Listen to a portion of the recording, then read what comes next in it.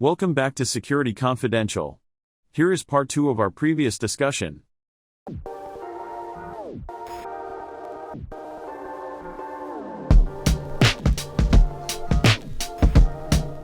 So now tell me, how do you think, let's talk about something scary. Terrorism. Why haven't terrorists taken down a government? Can they? With a cyber breach or breaches or a well-crafted attack? So you're talking about cyber terrorism or Yeah, terrorism? can cyber mercenaries overthrow a government? Yes, definitely. The beauty of cyber is you can control every narrative. So, and what I mean by that is when you start breaking down society and you think government, and then you think finance, and you think telecommunications, everything in your life, and if you can control those layers, then you essentially can control overthrowing a government. And what I mean by that is, I'll pick an example. Have you ever gone through an area? Let's say you're driving through California, and there's a cell tower will then broadcast an information out to you, and that information might be that the tower is going up. The cell tower is going for upgrade. It's going to be out of signal between these hours. We get that all the time in Australia. Yeah. Now, if you can then broadcast those, anyone who goes within a certain region, you can actually broadcast a text message. And if everyone's ever seen a cell tower before, they're not well protected. It's not well, I know they're classified as critical infrastructure, but they're not actually well secured. So if you could actually then, anyone who comes in range of that cell tower broadcast the message as that single point of call, I call that a lever. So that's level one. Lever two is then compromising a bank and then freezing everyone's bank account. And that would be another lever. So when you talk about how would you do it, you essentially need to compromise everything that would then you could then trigger all at once. So, for example, and I'm rambling, but if you're driving into an area and all of a sudden you get an SMS saying your account, the government has frozen your account due to X, Y, Z, and then you then try to log on to your bank account and see that you've got a zero balance. All of a sudden you can then trigger an emotional response. And everyone hates it when they think they have no money. That is probably the worst thing I've seen when internet's banking's down. It's catastrophic. They think the money's gone forever, and then all of a sudden you can bring people to the streets. That's a basic example. But when you start doing things like shutting off electricity to back it up, shutting off water, shutting off gas supplies, that whole critical infrastructure, you can then get people into action. And they're the ones who are going to overthrow the government. Wow. So cause cancer from within. What a brilliant strategy. Correct. And if you look at my Q8 talk, I look at things like the Reserve Bank, banks, utilities, all that sort of stuff, things that you could then control and pull levers to then do that cyber mercenary coup effect. And then you add AI, where you start adding in, Wagner has taken over this town, and then you've got fake footage of tanks rolling in. It's all created by AI, and then supporting messages. And, here's in Russian, here's this signal conversation. And all of a sudden, your Twitter feed and news feed is just what you want to present. You can then trigger a reaction, whether you can get, a president flying out of the country or whatever you need to do. Yeah. Parts of this have been executed, but it's never been done in a coordinated fashion. Correct. And that's why my 2016 talk, DEFCON 24, How to Overthrow a Government, I relied on people who had actually done this from a mercenary point of view. So I work with a guy called Simon Mann who's done coups in Africa, just to work out what's the mindset of these people. How do they then do it from a force point of view, but to then extrapolate force to our power, which is not force, which is computer, which I think has more power than force. Only because you can put fear in people just, like I said, by killing their bank accounts. For me, for me and everyone else, the biggest fear is having no money. Yeah. And why are, I mean, what you're citing is absolutely 100% correct. What should we be doing about it? I don't think there's anything you can do. I honestly don't think there's anything you can do, because someone like myself or other groups will always circumvent that. They will do what I do and other researchers do, is they will circumvent that approach. Should we not, though, make the public hyper aware, or at least do some education so they understand, that at least have some critical thinking that maybe this So, is so not, I know you that's raise a good asking for point. a lot. It's No, asking no, for no, a no. lot. You raise a great point. You raise it. So the government is asking their people, don't trust sometimes what I have to say and not others. You know, like if you start pushing that message, then I can take advantage of that by hacking certain government departments and saying, don't trust me, this is happening. I mean, people don't trust their government in a majority of the sense, especially Americans versus Australians. But can you imagine telling the American people, don't trust us sometimes, be aware of this. This may be a fraud. And all of a sudden, the next, COVID-24 comes out and then the message is vaccinate. I mean, you guys, I say you guys, Oh, Americans were not big fans of vaccination. Can you imagine the government saying, don't trust us, sometimes this could happen, and then all of a sudden COVID-24 comes out? I mean, people don't know whether to go left or right. well, and you know what? You're absolutely right. And a lot of that stems from that lack of transparency, right? Because there's a lot of mandates, but no explanation and no admission of the why or how or what. I mean, it's not there. So if I tell you, to me, I'll cite the dumbest example on the planet. If I tell you you work in a company that, Chris, don't go to Starbucks and conduct company business on their open Wi-Fi. That's against our policy. And I just put that into your employee handbook and I made you sign this shitty document. And you said, yeah, fine, this is a paycheck here. And, you probably didn't even think twice about it. Now, well, you're probably a bad example, but person X, will they even think about that when they walk into Starbucks and they're sitting there having their coffee for the next 2 hours? They're probably going to connect to that Wi-Fi and do business on it. As You're opposed to, right. yeah, as opposed to if I said, hey, Chris, look, I don't want to be a jerk here, but the reason is there's so many attack vectors. You could be the victim of a man in the middle attack. And here's how this would work. This is what would go down, right? That's why I don't want you doing it. I'm not being if when I just give you a policy, I've taken away the transparency. That policy must be coupled with a transparency on the back end of why, what's really going to happen. You're right. And let's face it, if you've been out of work for, say, 2 months and you get a job, you'll sign whatever, the employee handbook. Yeah, You won't even we read don't it. care. Your first focus is, I've been out of work for 2 months. I need a paycheck. I'll go do the work and I'll go to Starbucks because I haven't even read the stupid things. I don't even know that I'm supposed to have read the thing. But you're right. I mean, what you could do as a firm, knowing that people aren't going to read it, is just enforce an agent to be installed on your device that has a VPN for wherever you use. So if you're going to That's use right. open Wi-Fi, you're a VPN, and I hate to use the word zero trust, but you've actually got some protections on that computer to protect not only the company but also the user itself, because the user is going to be the biggest flaw in your company. Absolutely. And they're the ones that are often, most companies think a cyber awareness program is doing some phishing training. That's about it. Yeah, I mean, I've done an exercise where I targeted an individual within an organization and to get access to their computer and then own the company.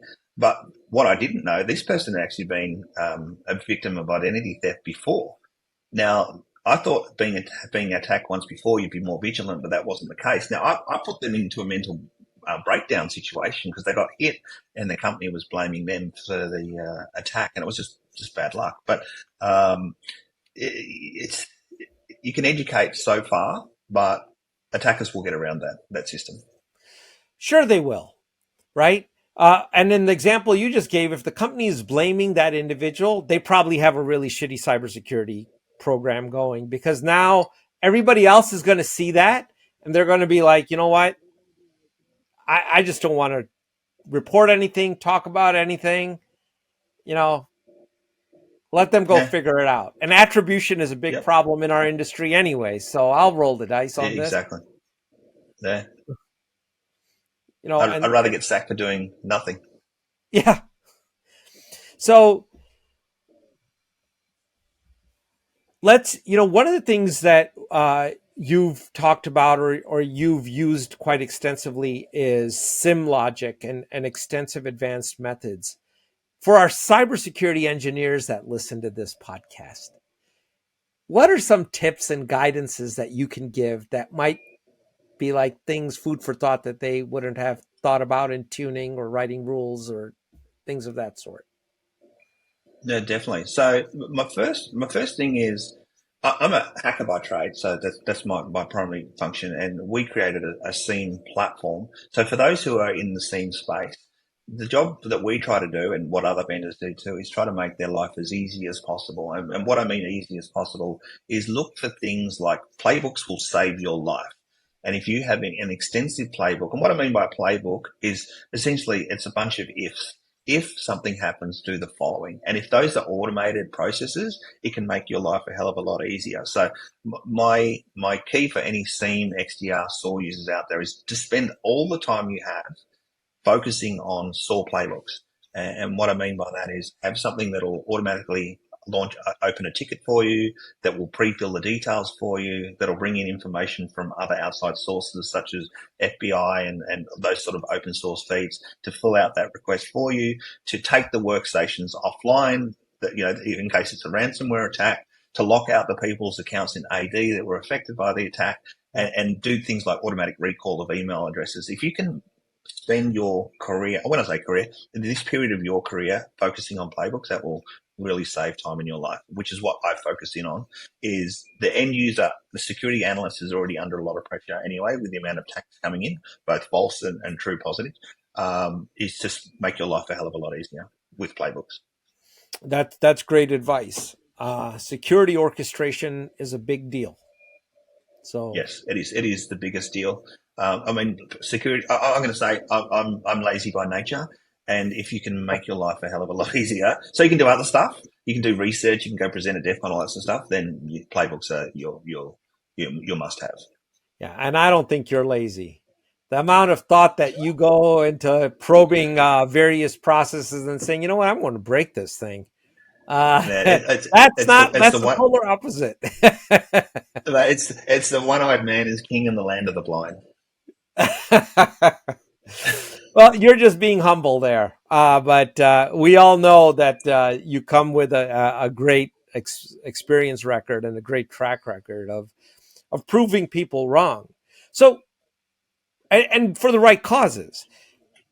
What needs to happen? Is there anything that, from a policy perspective, governments or can do to facilitate more security for their citizenry and their infrastructure, or is that a lost cause, Chris?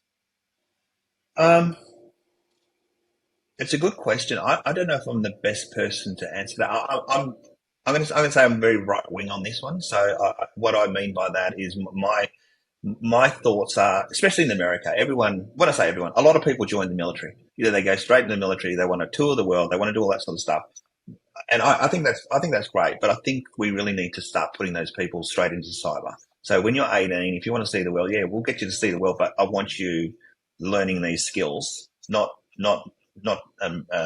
I'm going to say firearm skills, but I want you to learn these skills, because this is going to be the next generation of people that protect not only our citizens, but also our critical infrastructure as well.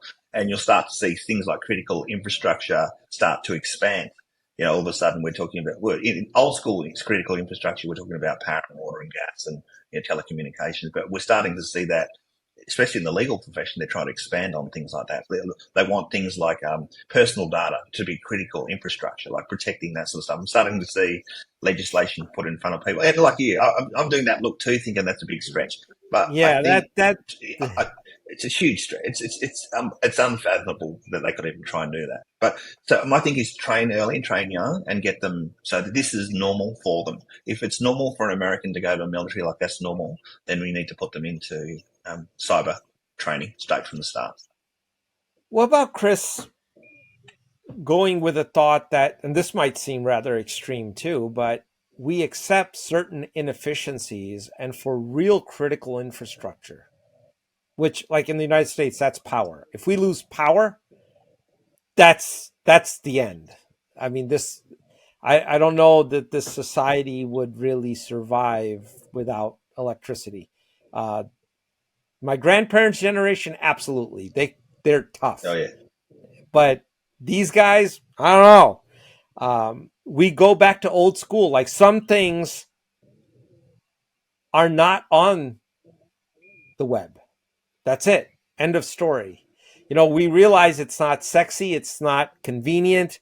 It may not even be the most efficient, but if you're going to risk score things, it might be better given the level of risk to accept a certain degree of inefficiency Yeah. to keep things operational in really adverse situations.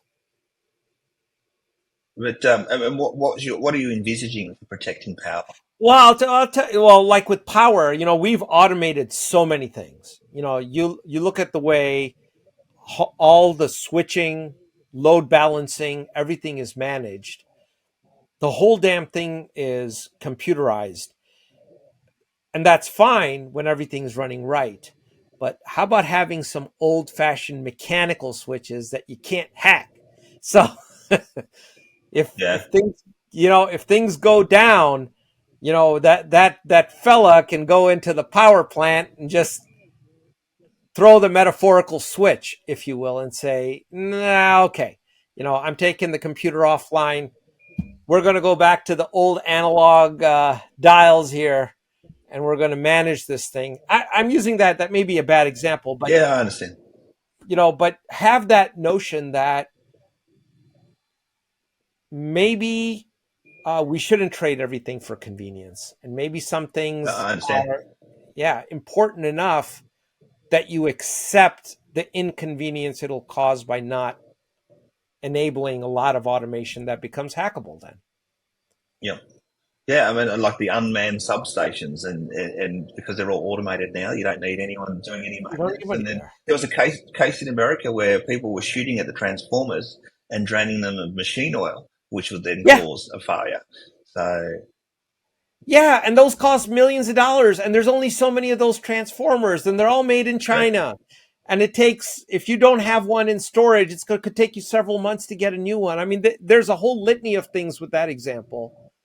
And if you get a group of 100 individuals taking out multiple hundreds of transformers across substations in California, your critical infrastructure doesn't really mean much after that at all, does it? It's not Well, really critical if it's an unmanned substation that's not protected. that's right. Well, you'll have a mass migration out of California is what would happen. People just leave. Yeah. And maybe Australia is closer than New York, so they might just take them. Hey, we have not even scratched the surface, Chris. I mean, look, you got to come back. I gotta. There's so much to chat about here, but I do want I love talking to you, mate.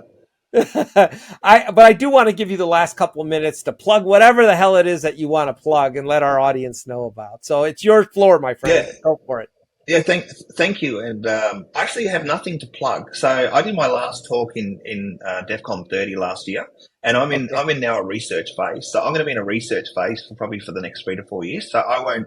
I've got nothing. I've got no talks, no books, no anything coming forward over that time. So sorry to cut you off Hey, short you there, know but what? It's I've got okay. nothing.